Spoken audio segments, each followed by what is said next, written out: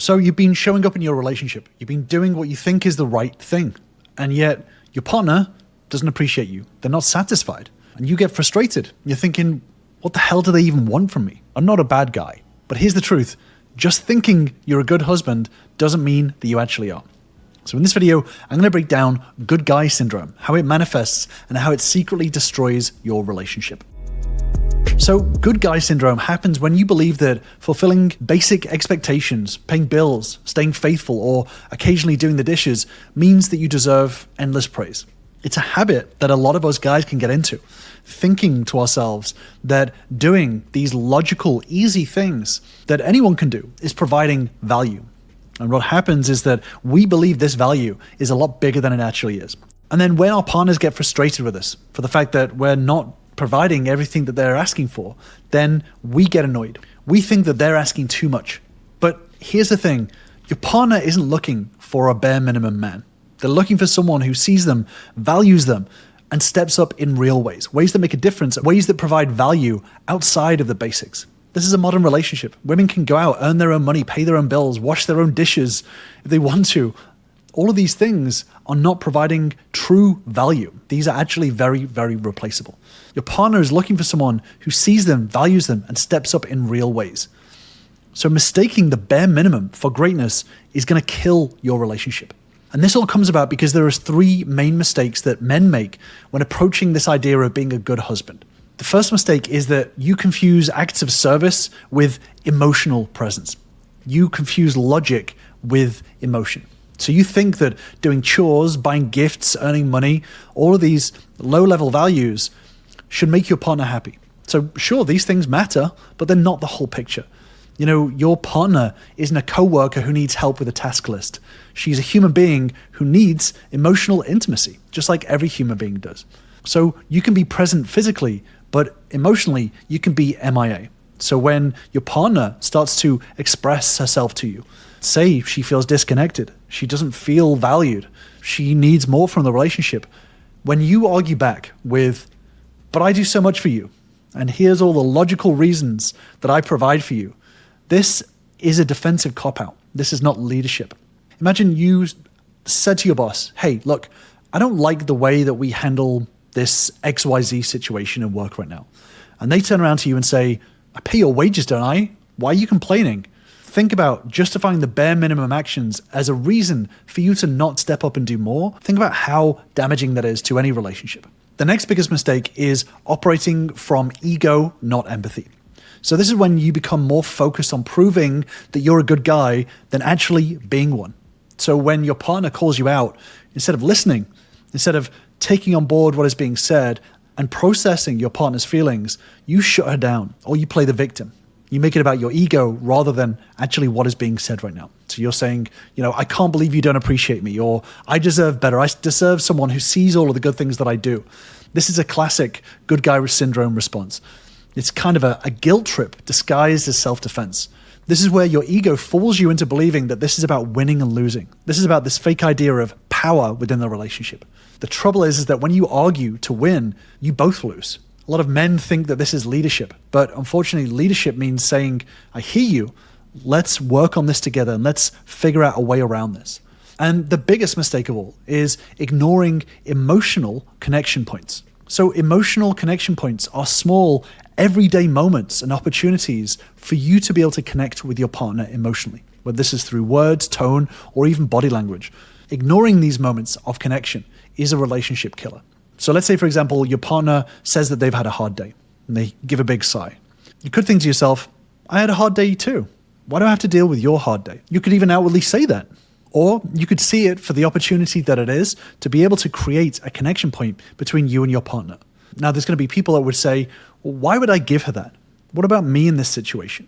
The truth is that when you are trying to become a leader within a relationship, recognizing these opportunities to strengthen the relationship and be able to raise up your partner helps both of you. This has a massive impact on the relationship as a whole. If you're able to see this for what it is, and you're able to support your partner through this moment, then your partner is going to be in a much stronger, more effective position as her role as a partner. And as a result, that will have an impact on her ability to support you during your tough moments. So recognizing these not as sticking points, but as moments of connection is really crucial. If you brush off these moments with, oh, well, that sucks, or worse, sitting in silence, then all you're doing is showing your partner that her inner world doesn't really matter to you. So how do you recognize this within yourself? What are the signs that you're stuck in good guy syndrome? Well, you feel defensive when she critiques you. You measure your worth as a husband by tasks completed, not emotional quality connection. You've thought to yourself, she doesn't appreciate me, or I don't even know what else she wants from me. I've done everything that I can. A big sign is that she seems distant, disconnected, or disengaged. If any of these sound familiar, it's time to stop coasting on autopilot and start changing the dynamic of the relationship. The truth is that in a relationship, good enough is not enough. And the consequences of falling for good guy syndrome are massive. It spirals if you don't fix it. If you keep clinging to the idea that being a good guy is enough, then there's a lot of stuff that happens. Resentment builds. Your partner feels unheard, unseen, and emotionally alone. Basically, emotional safety is destroyed. I've done a deeper dive on emotional safety here, which I'll link to up above and in the description down below. But basically, emotional safety is the environment to feel safe expressing your feelings without negative consequences. If there's no emotional safety, then your partner won't share. So communication collapses and your partner will stop sharing because she doesn't feel safe opening up to you. As a result of this, the problems, the challenges cannot be overcome. It's impossible to fix relationship challenges if communication is being shut down and you don't have the ability to rebuild emotional safety with your partner. So the relationship ends. So whether your partner leaves physically or emotionally, the result is the same. You lose your partner. And a lot of guys with good guy syndrome fall into this idea that, well, it's her loss. The truth is that your partner isn't really losing anything because you're only giving the bare minimum anyway. You're only giving the value that she can already get for herself. So you walk away with your pride intact, but with this delusion that you have somehow walked out of a bad situation and that you dodged a bullet. But the fact is that you were part of the problem. You are responsible for your actions. But there's a worse consequence to this, is that you might never see the opportunities that you missed out on. And as a result of that, you might start seeing yourself as the victim. You know, this whole idea of, I did everything that I could and it still wasn't enough. And that's bullshit. Because if you don't take the responsibility now, then you're going to end up repeating the same mistakes in every single future relationship. So you may live with this idea that you've dodged a bullet temporarily, but over time, when you get into a new relationship and you fall into the same mistakes and that relationship ends up in the same way, then you're going to continue to repeat that cycle over and over again until you realize. And the biggest shame will be never realizing that you missed out on all these opportunities. So what can you do about it? How can you break out of good guy syndrome? And just before I move forward, if you do want more videos like this on repairing, building, and growing healthy relationships, then feel free to subscribe to my channel for new videos every single week. Well, the very first step is to drop the ego and listen. Don't interrupt, don't defend yourself, don't say, that's not what I meant. Get into a habit of taking the time to process and understand and reflect back your understanding of what your partner is saying. So for example, I think that you feel like that I've been distant and it's been hurting you. Did I get that right? This lets her know that you're actually hearing her. This is going to be very hard at first. Getting out of that habit of getting over your own ego and taking the time to listen can be a real struggle. Once you've started that step, then the next step is to take radical responsibility. So this is where you stop blaming your partner. You stop blaming the stress at work, or this idea that men and women just think differently. Own your part in the relationship issues. The fact is that the relationship is 50-50, and you need to own 100% of your 50%. And that means that when there's an issue in the relationship, don't step up by 10% and pretend that this is taking 100% responsibility. Own your part and start doing things differently. Start doing things effectively in order to overcome these discords that happen. Every single relationship has discords, but you can either see them as a reason to listen to your own ego and get butthurt and be the victim, or you can see them as the moments of opportunity that can actually build relationships. It's simply a matter of perspective. You see them the first way and your relationship will break down. You see them the second way and your relationship will grow and thrive. Owning your part in the relationship issues is the only way to start leading the relationship in the right direction and taking things to the next level. So as an example of this, to your partner, you can say things like, I realize that I've been focusing on what I think is enough instead of what you actually need. I want to do better. That is leadership. That's owning your role and actually looking for solutions forward. There's this false idea out there that masculinity, the idea of masculine energy, is all about having the answer and getting to a solution. But the fact is, if you can't even understand the problem, then you actually have less masculine energy by skipping straight to a solution. Because all that you're showing is that you'd rather look masculine than actually go through the hard stuff of understanding the problem and actually leading into solutions. The next step is to rebuild emotional connection with action. So words are very cheap without follow through. So it's important to start following through with actions.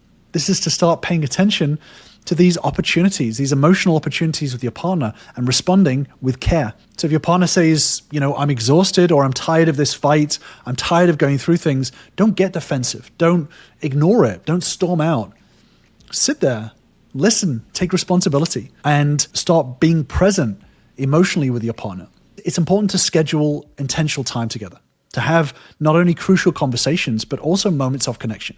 So this isn't just Netflix on the couch. This is real connection. This is about planning a date, asking your partner about their interests, their hopes, their dreams, their criticisms of you, where you can improve, where they want the relationship to go. Actually give a damn about the answers that your partner is giving. But most of all, it's crucial that you educate yourself on emotional intelligence. And if you're thinking to yourself right now, well, I'm a guy, emotions aren't really my thing, I call bullshit. Because at the end of the day, if you're one of those guys that's all about I'm learning a skill, I'm learning woodworking, I'm learning how to fix a car. If you believe that you can learn things through skills, but you don't believe that you can learn emotions as a skill, then you're not as practical as you think you are. Getting into this habit of learning your own emotions and learning your partner's emotions is one of the most powerful things that you can do. If you're able to understand yourself and you're able to understand your partner, then you're actually able to come to better solutions that impact the relationship emotionally as well as logically. If you're listening to this and you're thinking to yourself, this is nuts, this is not right, or you're resisting this idea, this feels weird and uncomfortable to you, then this is a good thing. It's time to start learning. It's time to start looking at things in a different way and approaching things in a different way. Because as of right now, if you're falling for good guy syndrome and your partner is pointing out a blind spot to you and telling you, this is not working, I need more, then you can either ignore it and pretend that the whole world is wrong, that psychology is wrong, and lose not only your relationship, but all of the opportunities that learning emotional intelligence will bring. If you miss out on learning this as a skill, then it's going to be very difficult for anyone to really take you seriously when you're complaining about the things in your life, because you have an opportunity right now to learn. So start to educate yourself. Read more books on emotional intelligence. Don't just think, well, I know that they're angry. Understand emotions at a deep level. The more that you understand it, the more you'll be able to manage your own, to be able to talk to your partner, and the more of a position of power and self-control you'll be in. There are specialist people out there that will help you to develop these tools. I get this resistance to therapy or coaching because no one likes to admit that they don't know that much, right? I had the exact same experience. Before I started my journey, I read a couple of books on relationships and was like, okay, cool. I'll just do this. And I did 2 or 3 things in the book and it worked for a bit. It helped my relationship a little bit, but then everything started to fall apart again, right?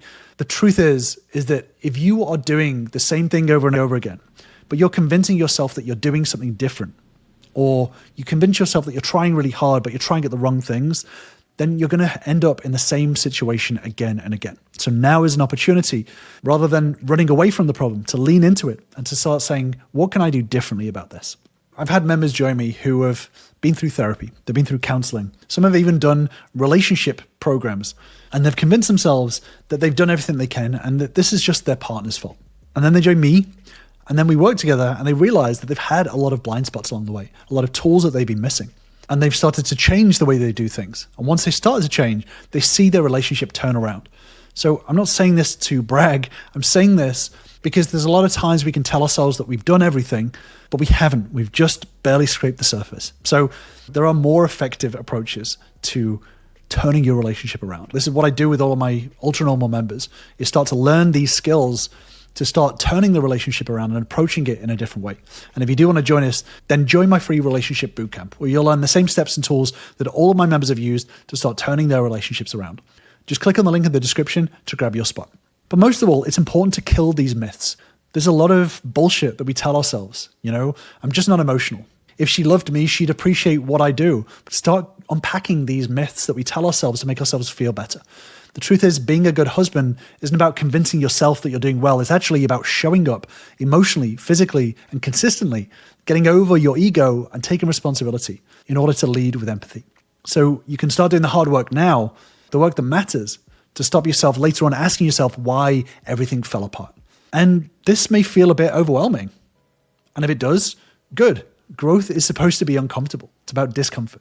Ultimately, turning a relationship around is a choice.